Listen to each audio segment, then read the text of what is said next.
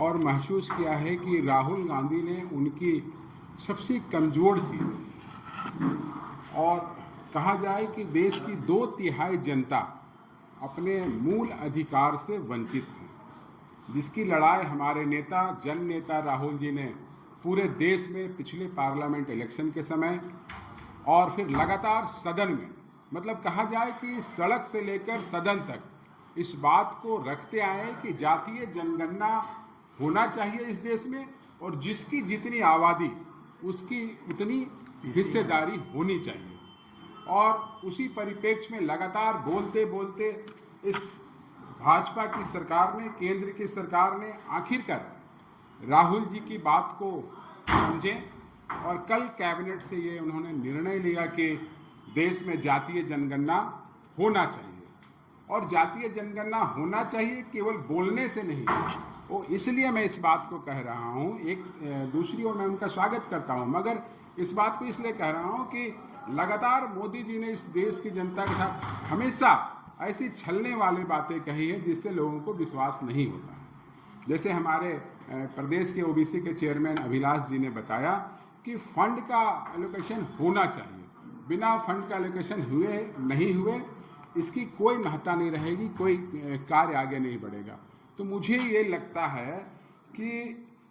राहुल जी ने जो बातें कही कि एक डेडलाइन होना चाहिए, कब से चालू होगा, ये 26 में ख़त्म होगा या 27 में ख़त्म होगा, 1 साल का ड्यूरेशन होना चाहिए, इसको भी भारत की सरकार को क्लियर करना चाहिए, आदरणीय प्रधानमंत्री नरेंद्र मोदी जी को क्लियर करना चाहिए। और सबसे महत्वपूर्ण बातें उन्होंने कही है राहुल जी ने कि जो 50% का बाउंड्री है, उस 50% के बाउंड्री को अगर हमारी सरकार आती है केंद्र में तो उसे तोड़कर हटाया जाएगा, और जो बातें हो रही है कि 52-54% जो पिछड़ी जाति के लोग हैं या अदर्स दूसरे कास्ट के लोग हैं, उनका जो राइट होगा वो संवैधानिक तरीका से होगा। तो आज का ये प्रेस कॉन्फ्रेंस करने का यही मतलब रहा है कि हमारे न्याय योद्धा आदरणीय राहुल जी को भी धन्यवाद हम लोग देंगे और आभार पूरे झारखंड की पिछड़ी जातियों की ओर से करेंगे कि उन्होंने अपनी जो बातें थी, उनकी जो सोच थी, कांग्रेस की जो नीतियां थी, उस नीतियों के तहत उन्होंने लगातार इस आवाज़ को उठाया और आज देश की जनता के समक्ष केंद्र की सरकार झुकी है और इस चीज़ को माना है कि हमारे जन नेता ने आज तक जितनी बातें उठाई है, लगभग इस देश के सारे आवाम की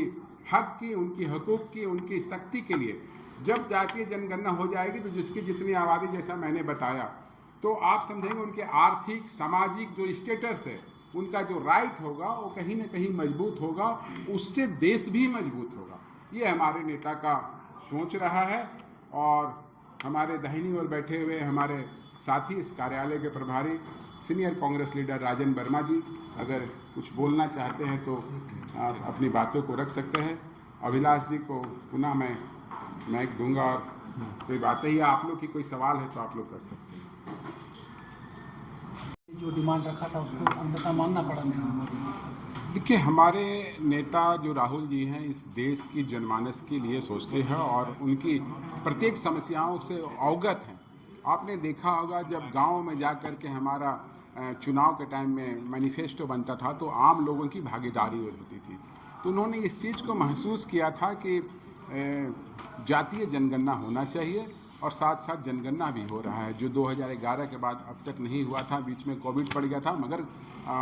भारत की सरकार ने भी इसको शिथिलता पक्ष में डाला था। और आज हमारे जन नेता के प्रेशर में बोला जाए,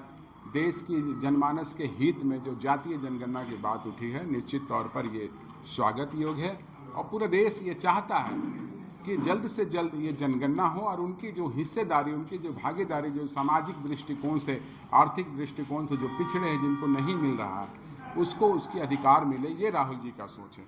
तो इस चीज़ को बोलने में हमको जरा सा भी हिचक नहीं है कि हमारे जन नेता ने इस भारत की आवाम के लिए सोचा है। उन 52% जो